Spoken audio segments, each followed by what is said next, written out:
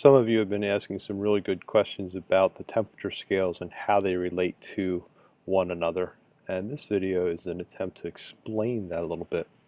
Well, first of all, there's three main ones here, and throughout history there's been a few others, but these are the three: the Fahrenheit scale, the Celsius scale, and the Kelvin scale. I put the dates here, the years up here for approximately when they came into existence, but my point is that none of these are brand new. All three of these have been around for a long time. And well, how is it that we come up with these anyway?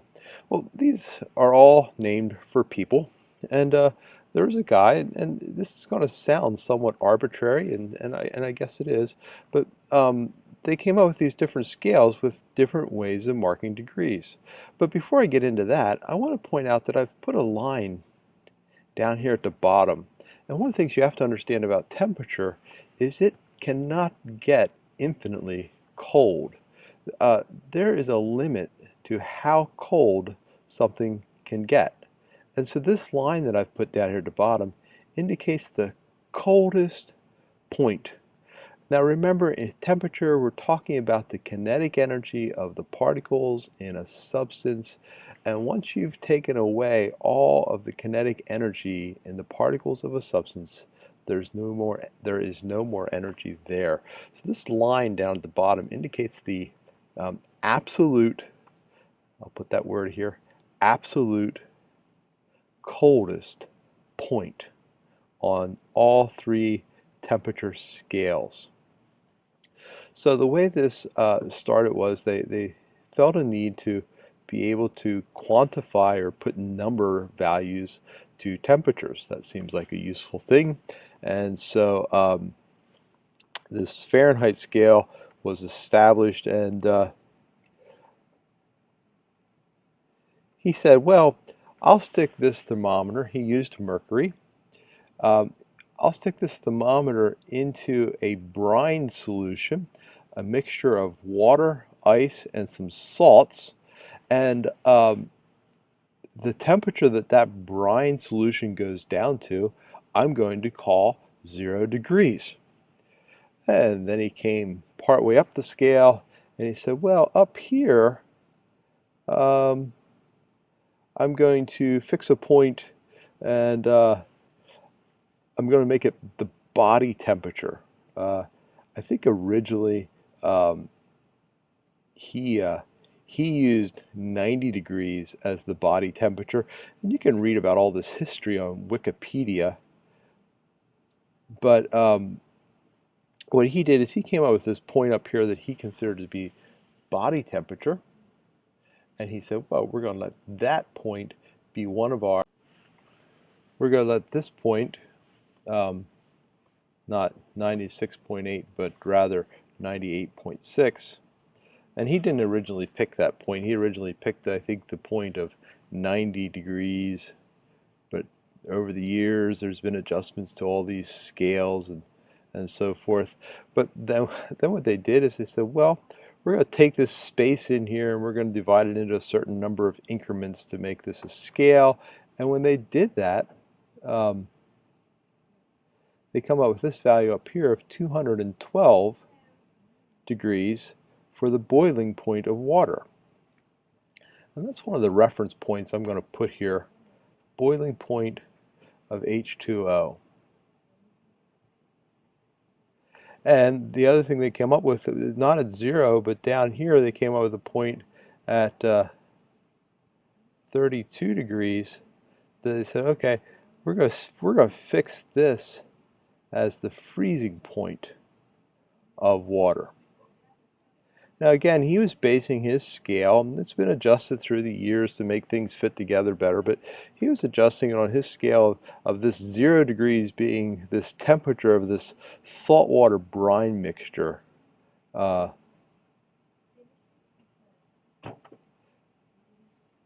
that's what he was using his reference point. And body temperature up here, using that as a reference point. Well, in an attempt to try to help things a little bit, these two other scales came into being, Celsius and Kelvin, and there's reasons for them coming into existence, and I want to explain those a little bit. So I've added a couple reference lines here. The one reference line is a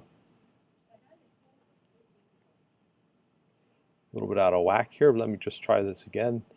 To put this line in here for us, because these are the reference lines that we will use to sort of help us keep track of where these are at.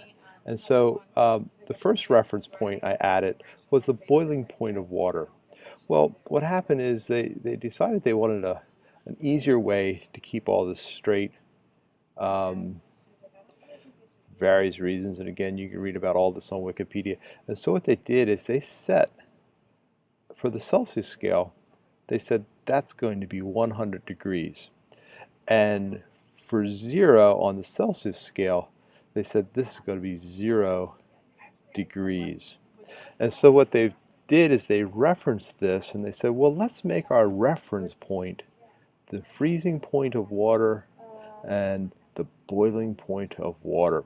Now, I'm oversimplifying some of this. There's obviously a lot of debate and things went back and forth and there were adjustments made and so forth, and those of you that understand, this boiling point has to be 100 degrees pure water at 1 atmosphere of pressure, because the amount of pressure impacts the boiling point of water. So this is at 1 atmosphere of pressure, or I think it's 101.3 kilopascals, if you wanted in that unit of measurement.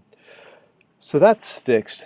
But they said, well, these will be our 2 reference points. And then what they did is they said, we'll take everything in between and we'll divide it up until we have 100 units. Okay, so they said 100 units or 100 scales, or, well, 100, you know what it is, it's 100 degrees between these 2 reference points. Now you can see, if you do the math, you can see that over here we have 180 degrees between these 2 reference points. And over here there's 100 degrees. And some of you have learned this in school, where you take 100 over 180, and if you reduce that, that's 5/9. And if you've done these conversion factors in school, you remember that if you go one direction you have the factor of 9/5, and if you go the other direction you have the factor of 5/9. Well, this is where those come from.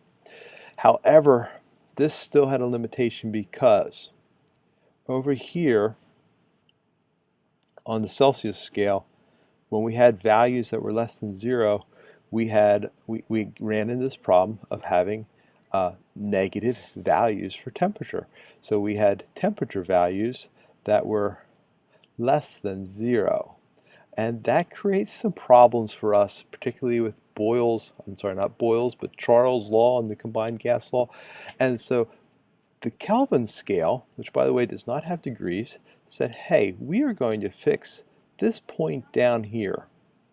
We're going to say this is 0 Kelvin, and that is going to be absolute 0. Nothing colder than that. You can't get below that temperature. It's just absolutely impossible to get below that temperature. And so here's absolute 0.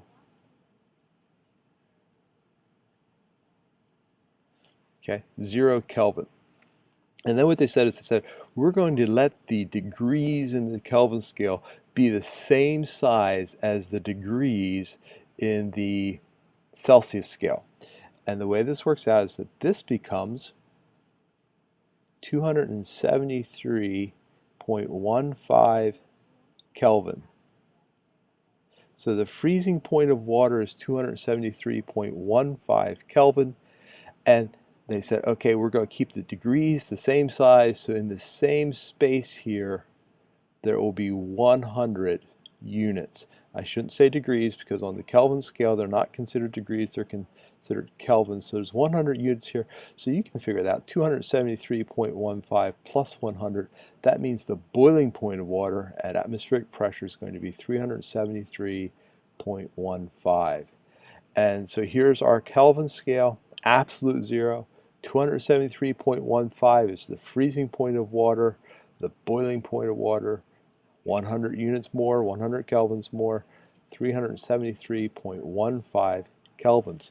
So all of these are measuring the same thing. It seems like we maybe arbitrarily pick these numbers out of, to decide what we want these scales to be, but we do sort of. But over here on the Kelvin scale, we set absolute zero to be just the coldest possible temperature. By the way, it's very difficult to achieve that, and we've gotten very close to it, but we've not achieved it. And interesting little fact there for you, it's been impossible for us to actually get to absolute zero anything. But here we go. Oh, and body temperature, just to give you a reference point here on the Celsius scale, usually we use the 37 degrees Celsius for the body temperature. I'll let you, well, it's not too hard to do the conversion here to get this in Kelvin. To know what that is, you simply need to take the 273.15 plus the 37. So body temperature then becomes, that was a 7, so carry that 1, 310. But your doctor probably doesn't say that. Your doctor probably talks about either Celsius temperatures or Fahrenheit temperatures to talk about your body temperature if you have a fever. Okay, thank you very much. This is the scales and how they relate. Please contact me or leave comments or post any questions in the forum.